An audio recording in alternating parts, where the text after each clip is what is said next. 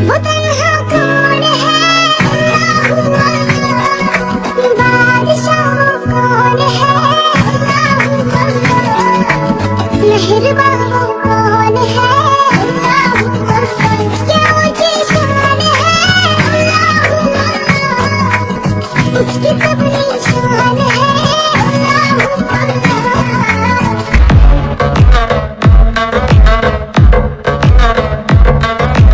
دوستو، دنیا بھر میں ایسی کہانیاں سامنے آتی رہتی ہیں جن میں لوگ دعویٰ کرتے ہیں کہ ان کے جسم میں جنات گھس چکے ہیں۔ اب ایسے کیسز کی حقیقت تو اللہ تعالیٰ ہی جانتا ہے، لیکن یہ کہانیاں مشہور بہت زیادہ ہو جاتی ہیں۔ آج کی ویڈیو میں آپ کو ایک ایسی ہی کہانی سناؤں گا، ایک لڑکی کی کہانی۔ دوستو، اس لڑکی کا نام کلارا جرمانا تھا۔ یہ لڑکی 1890 میں ساؤتھ افریقہ میں پیدا ہوئی تھی۔ اس لڑکی کے ماں باپ کون تھے اس کے بارے میں کوئی بھی نہیں جانتا، لیکن جب کلارا 4 سال کی تھی تو کوئی اسے ساؤتھ افریقہ کے ایک یتیم خانے مائیکلز مشن میں چھوڑ گیا تھا۔ کلارا اسی یتیم خانے میں موجود ایک سکول میں پڑھتی رہی۔ کلارا کا رویہ سب سے بہت اچھا تھا۔ یہ لڑکی تعلیم میں بھی بہت ذہین تھی، اسی لیے سب اسے پسند کرتے تھے۔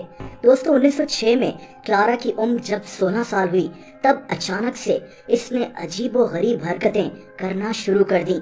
یہ اکثر اپنی کلاس میں چاک کھانا شروع ہو جاتی تھی، اور جب کوئی ٹیچر یا اس کی دوست اسے منع کرتے تو یہ انہیں مارنا پیٹنا شروع کر دیتی۔ اسکول کے سبھی ٹیچرز اور بچے کلارا سے خوف کھانے لگے تھے۔ ایک دن کلارا کلاس میں بیٹھے بیٹھے اچانک چیخنے چلانے لگی اور اپنے کپڑوں کو پھاڑنے کی کوشش کرنا شروع ہو گئی۔ اس موقع پر اسکول کے اسٹاف نے اسے پکڑ کر ایک کمرے میں بند کر دیا تھا۔ کلارا کی ایسی حالت دیکھ کر اسے دماغی مریض سمجھا جانے لگا، مگر جب ڈاکٹرز نے اسے چیک کیا تو ڈاکٹرز نے بتایا کہ کلارا دماغی طور پر بالکل ٹھیک لگتی ہے۔ دوستو، لیکن کلارا کی پراسرار بیماری بڑھتی ہی جا رہی تھی۔ اسے اکثر رات کے وقت اپنے کمرے سے باہر کھڑا دیکھا جاتا اور یہ کسی عجیب زبان میں ہوا سے باتیں کرتی دیکھی جاتی تھی۔ کلارا کی ان حرکتوں نے سب کو خوف میں مبتلا کر دیا تھا۔ دوستو، اس یتیم خانے میں ایک آدمی ہارنر ایراسمس رہتا تھا۔ یہ آدمی جنات اور شیاطین کے بارے میں کافی کچھ جانتا تھا۔ ایک دن اس کو کلارا کے پاس بلوا لیا گیا۔ اس آدمی سے بات کرتے ہوئے کلارا جانوروں کی طرح غرانے لگی، اور پھر کلارا نے اس کو غراتے ہوئے بتایا کہ اس کے جسم پر ایک شیطان نے قبضہ کیا ہوا ہے۔ دوستو، کلارا کی یہ کہانی پورے شہر میں مشہور ہو چکی تھی۔ دوستو، آپ یہاں جان کر حیران ہوں گے کہ کلارا جسے بھی دیکھتی تھی تو اس انسان کے راز اس کو بتانا شروع کر دیتی تھی۔ اس وجہ سے کوئی بھی اس کے قریب نہیں آتا تھا۔ اس یتیم خانے میں فیصلہ کیا گیا کہ کلارا کے ساتھ ایگزورسزم کیا جائے گا، یعنی اس کے جسم سے شیطان کو نکالنے کی کوشش کی جائے گی۔ دوستو، ایگزورسزم کرنے کے لیے اٹلی سے 2 ماہر لوگوں کو ساؤتھ افریقہ بلوا لیا گیا، اور اب کلارا کی باقاعدہ ایگزورسزم شروع ہونی تھی۔ کلارا اتنی مشہور ہو گئی تھی کہ لوگ دور دور سے کلارا کو دیکھنے کے لیے آتے تھے۔